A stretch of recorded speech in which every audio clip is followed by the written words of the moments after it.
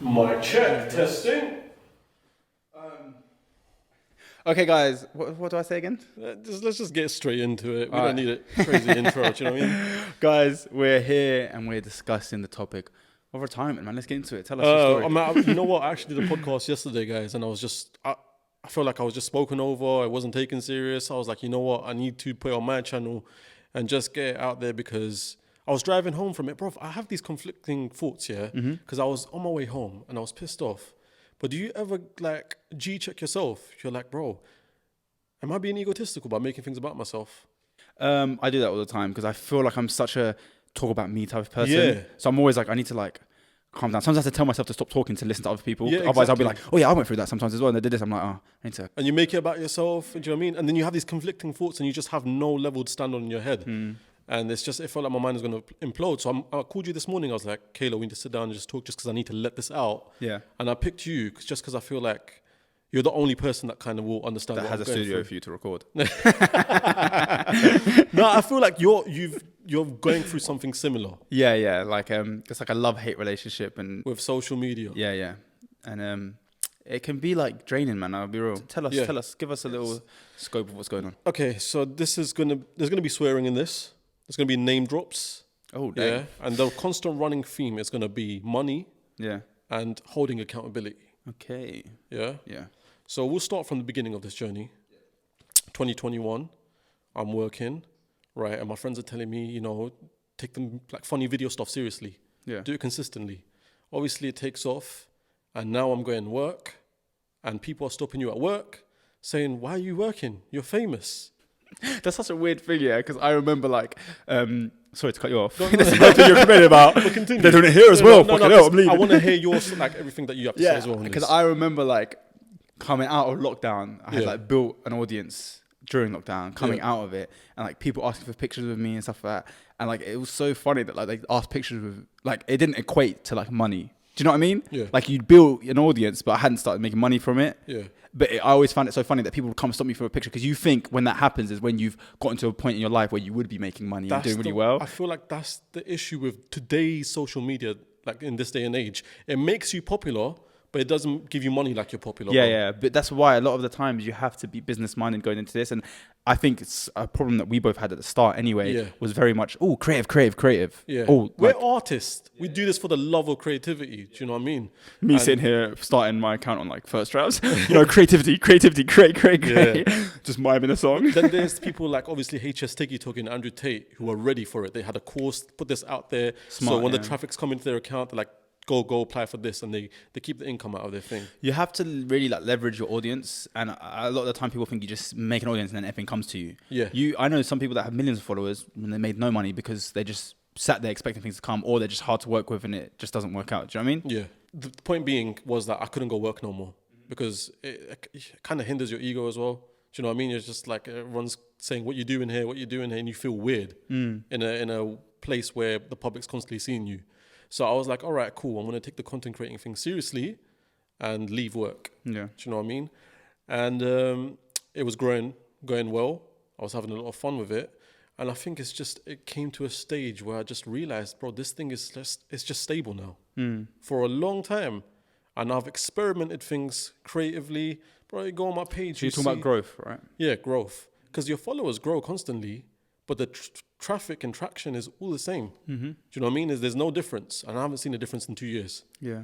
It's like, okay, one video will pop off to 1 million views, one will get 200K views, one will get this many views. But it's like, even some of the content creators that I see growing, that have been doing it a bit longer than me, I still don't see them making crazy money as well. And I'm just like, bro, I just turned 30.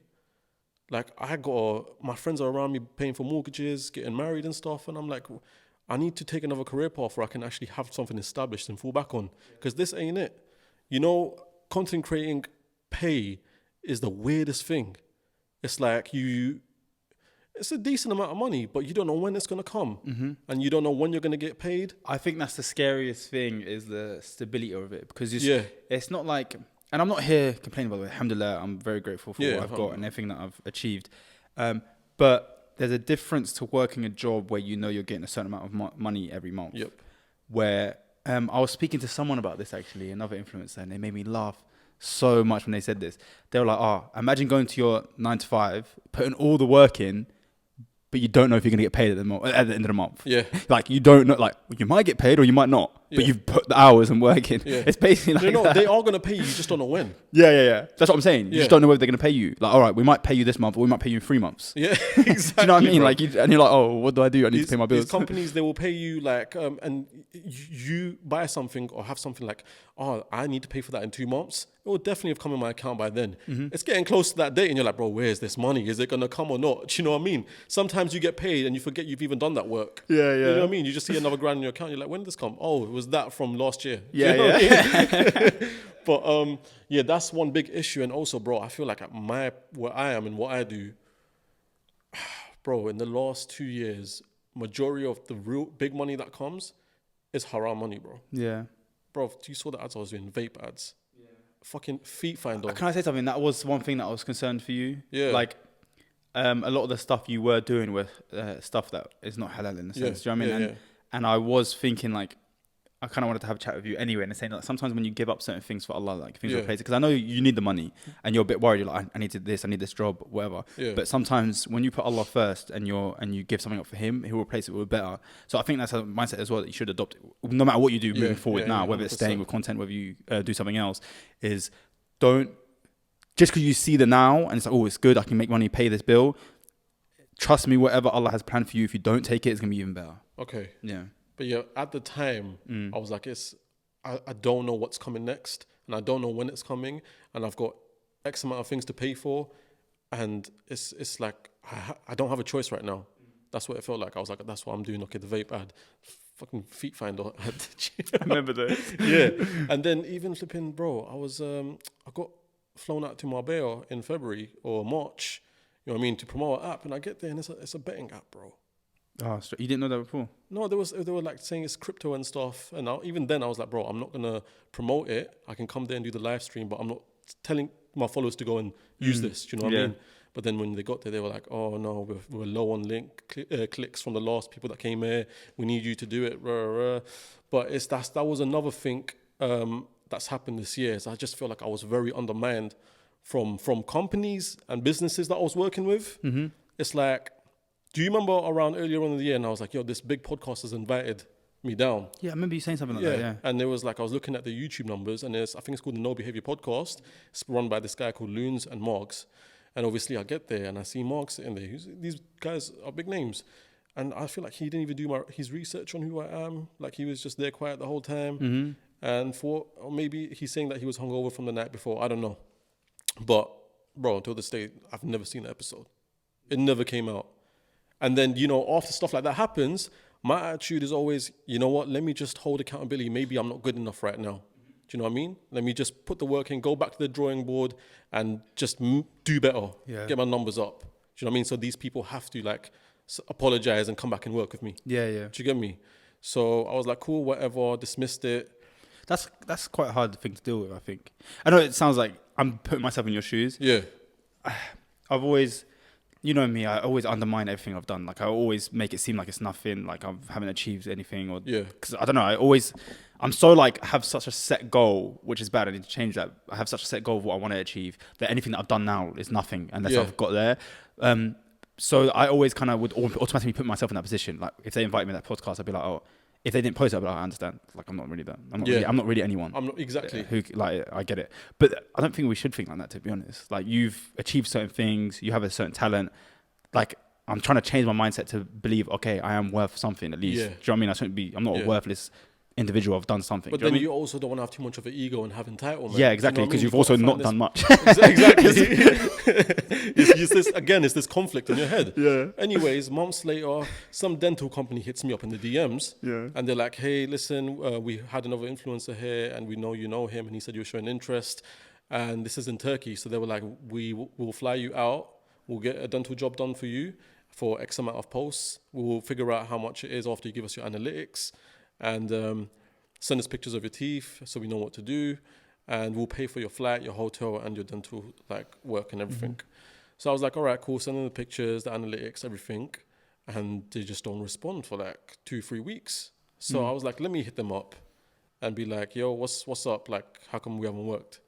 And they were like, oh, you know what? We've got our hands full right now. Maybe we'll work together sometime in the future, which in industry terms is a polite way of saying we don't want to work with you. Mm-hmm. Yeah, that's what everyone hears. So I was like, all right, cool, whatever. And then 2 weeks later, I see Callum and Light Skin General and other influencers going there and doing what they were supposed to do for me. Do you know what I mean? And again, I'm like, cool, let me fucking go back on the high horse and just go back to the drawing board, do my research, see how I need to improve myself. Do you know what I mean? Do better. And then recently, just literally like 2 months ago, Top Golf hit me up.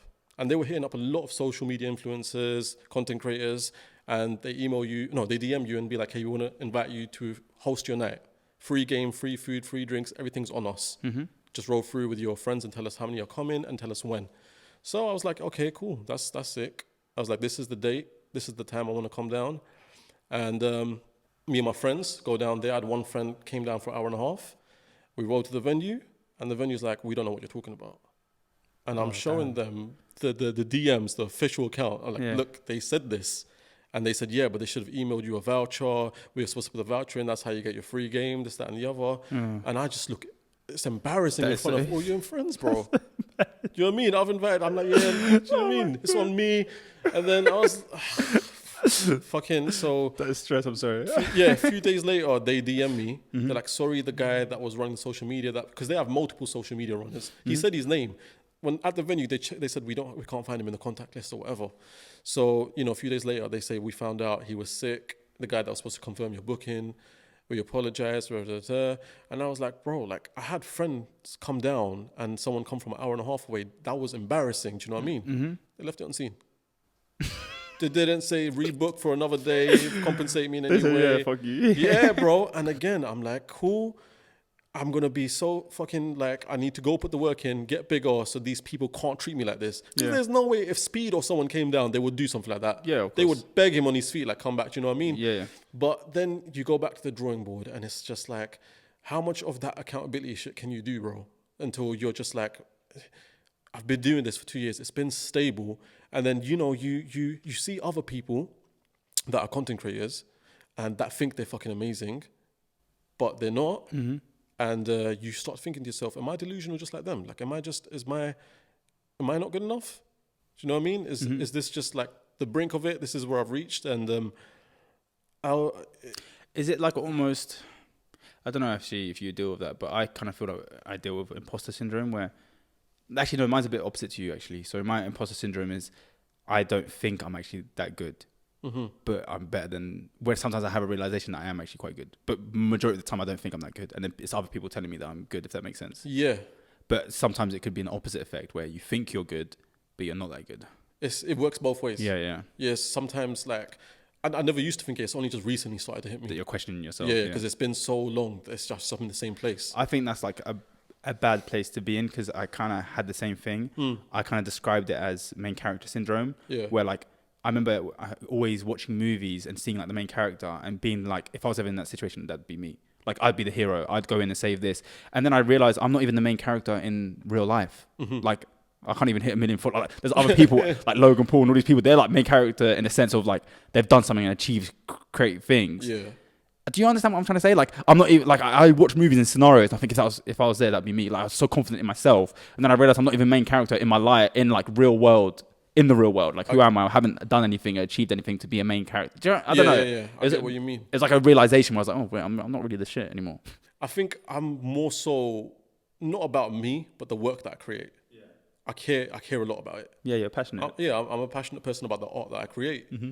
And then when it doesn't get picked up, you're just like, you want to do it for fun, but when you depend on it for work, the fun goes away. Yeah, definitely. I think the thing that I'm like, when I hear you speaking about all this stuff, and like obviously this is leading towards you saying that you feel like retiring, like quitting social media, right? But then I hear like success stories of people that have made it, and like when they say what they went through, it was 10 years, 15 years. Yeah. I was kind of questioning myself as well because I was like, oh man, I've been doing this for 2 years, and I was like, if I told someone who'd made it and they had this journey of like 10 years grinding, and I was like, yeah, it's been 2 years and I've seen no results, they'd be like, what are you on about, brother? Yeah. Like they'd be like, what the hell? You're quitting so early. Like you've just started. But I know it's hard because we're in the world right now is a fast-paced world, and we're seeing people start an account today and go past you like it's nothing. Yeah. So it's hard to kind of... Do you know what's the most frustrating thing? When I go on social media and I see shit that I genuinely don't think is better than me, do better than me. Yeah. Do you know what I mean? Like Kalo, I'll go on a video and it's just like some guys just like tapping each other.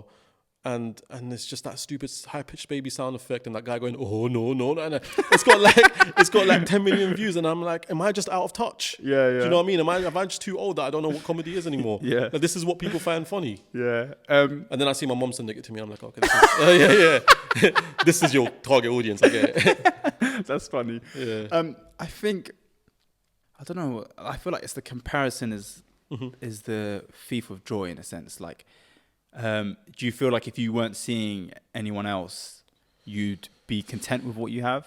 You know what? I've only started looking at other people recently. It's when you hit that negative thing. Yeah. Brother, I'm not going to it happened to me. Like I've just got out of that. That's literally why I brought you on, because I was like, hey, this guy's been through it. So where you're at now is where I've just got out of. And you're trying to pull me back down with you. Like, no, I've been there. Not in the sense that I was looking at people and think they're shit. I just kept looking at people that were similar to me or that started at the same time as me and have gone way past me. And it was a bit different to how you're looking at it. It's more for me, I just felt so like sad that like it felt like we were all in a race. Let's say we're all in a race and we're at the start like Mario Karts and everyone's put their foot down and they've gone and my engine's just stalled and I'm just there like we all had at the same start, but I'm just stuck looking around. Everyone's driving past. I was thinking about this the other day. I was like, it feels like you're in a workplace and you're all colleagues and you're putting in the most amount of work and you're seeing other people get the promotion. Yeah. And you're seeing other people get, higher and stuff. And I'm at the point where I'm leaving this workplace because they're not treating me right. Yeah. Do you know what That's I mean? quite a good analogy. I'm resigning. Yeah. I quit. But yeah, it's just, bro. And also comedy is this weird thing where people are just stealing each other's shit all the time, bro. Yeah. That's the most frustrating thing as an artist, where you create something, you take the time out and you put your heart and soul into it. And then you see another person just come and just take it like it's nothing and then get more praise for it, bro. Yeah. And then he meets up on Jay at a birthday event. And then I think Jay went to him again throughout the night. Like, should we record now? He's like, no, not right now. It's the end of the night. The birthday event's over. Everyone's going home. They're like, okay, cool. We'll meet up another time and record it. Then Steps comes out with a video on his own page. He steals that idea and just uploads it the next day.